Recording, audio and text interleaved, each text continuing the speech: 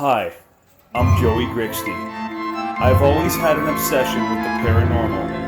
No matter where I would go, I would always experience something that I and others could not explain. I have seen many psychics, shamans, and other paranormal experts that believe my third eye is completely open. I am here to discuss with you and talk about your experience as well as my own. Join me as we explore the unexplained. This is Paranormal Muscle.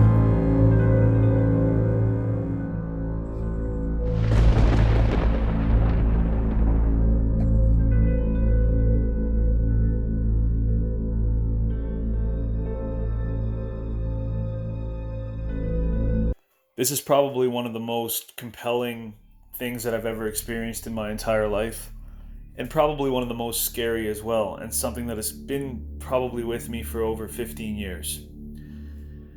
I think about it every day. Back in 2004, my family and I were visiting a place we would go to every single year. It was a beautiful place with trees, nature, and water. It was gorgeous. I remember it like it was yesterday. We would go every year, honestly. 30 years my parents were going before we even were born. I had some of the best experiences of my life, but I also had some of the most compelling paranormal events happen to me at this location. This is the day, I believe, that I met the devil. It all started just like a regular night. We would all get together at night at a place we called the Roundhouse. Picture a small building that was circular in shape. Inside were windows with only screen meshes to keep the mosquitoes out. In the middle was a gigantic fireplace where you could roast marshmallows, which then would exit through a huge chimney on top of the wooden structure. The structure itself looked like a pyramid, and I believe this is one of the reasons why so many paranormal events happened at this particular spot.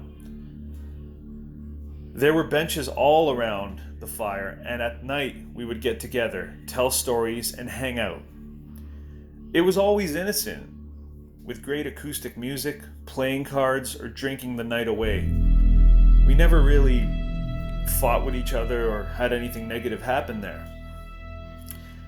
That night really seemed no different when I walked in. But when I stepped in through those doors, something was off. I felt really weird, like a weird feeling you'd have in your stomach.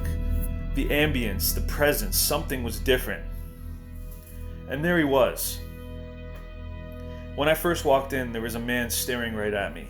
Didn't say anything, just kept drinking his alcohol and staring at me. He got really drunk, and with his drunken stupor, he called out to me. "Ha ha ha, I know you. I see you all the time. I watch you always." And then he laughed. "Ha ha ha ha ha ha."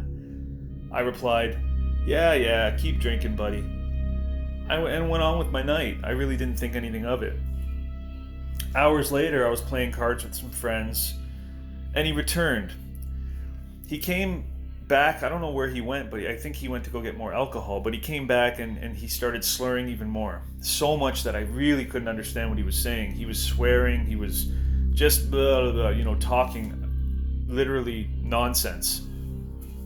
But then something weird started to happen. Through his drunken stupor, there would be times he would talk perfectly without slurring or swearing. He looked me directly in the eye and said, "Please give me your hand." I laughed and gave it to him. I mean, anybody would have done that. I mean, it's a drunk guy, right? Like, you're not going to think anything of it. You're going to be like, "Oh, okay, let's see what the drunk guy's going to do." As soon as I did it, I felt a cold chill go through my spine. My body was frozen. It was so strong I felt like I'd stepped into a freezer. It also smelled like rotting flesh, and even my friends were complaining about it. I quickly tried to pull away my hand, and I pulled as hard as I could, but he held back even harder, as with superhuman strength. I really didn't understand how this guy was so strong, but there I had my hand. He said, "Ah, yes, Joey, There you are. Very calmly.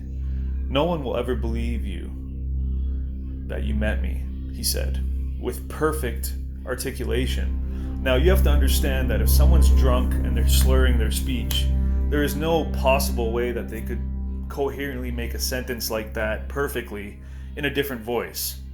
He then proceeded to tell me details of my life. Nobody would ever know.